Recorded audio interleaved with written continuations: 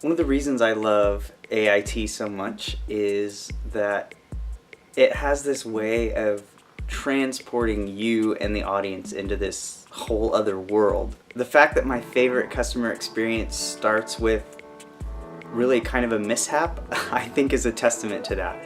I was added to the show a day before as an emergency replacement, so it was already pretty tight in the turnaround. We got there and we started setting everything up, and we had a mishap with the sound. And I was just thinking, no, anything but the sound. Take anything but the sound. Mishap? Not on my end. The service was exceptional, and I pride myself in making sure it stays that way. But we had to begin the show, so we started, and people were having a really hard time hearing, so I was bouncing to various tables, essentially parroting the lead to make sure that the audience members understood what was going on and what was happening, all the while in my mind thinking like, this has to be fixed, this is not gonna work. We eventually got it fixed before even the first act was over, and that's where I saw the magic actually start happening, where people were transported into this other world. They almost forgot that we ever had an issue to begin with.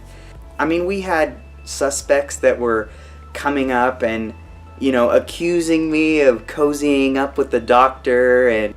Yes, what's a question like that doing at a dinner party? I, for one, do not associate with any sort of doctor in that fashion, nor do I care to. Wouldn't want to mix my hand with someone like that. No thank you, I'm quite fine on my own, and I shall stay that way.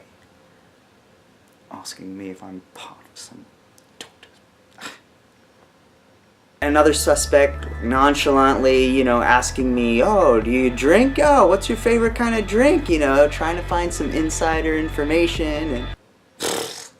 No, sir. No, I do not drink, thank you very much. And what sort of question is that, asking a butler while he's working, if he's a drinker? No, I don't much prefer juice of the vine poisoning my inhibitions so that my sensibilities are impaired. No, I prefer to stay quite intact. I've got my tea, thank you very much, and that is all I need. So if you don't mind, I'll get back to work, and you can carry on with your frivolities.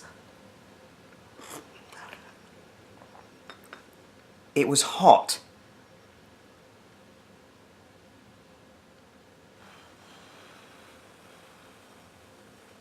The characters just went all in, and it was so fun to watch everyone engage in this made-up world, in this crazy murder, this mystery that was happening. And at one point somebody spilled something on the ground, and Sir War and Peace is like, oh, Jarvis, oh, come here, we need to clean this up. We can't have our guests wandering around in this pile of disgusting mess. And, you know, so we had to go and act through that and clean it, and it was just so entertaining. At the end of the show, we saw people like smiling and laughing, like coming up and shaking our hands and thanking us so much. We even ended up getting like a $15 or $20 tip each because they just had so much fun in the show. You almost wouldn't have even remembered that there was a sound issue at the beginning. And that's what I love about this. You can get lost in this world and reality almost doesn't really matter. I loved it. I mean, I could see myself doing this even overseas sometime.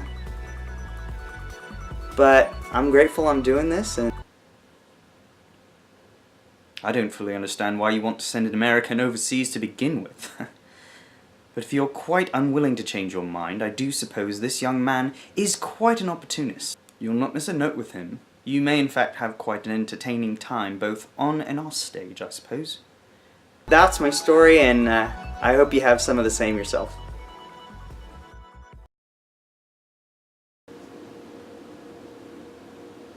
At least that's what he told me to say. Look, it's hard work.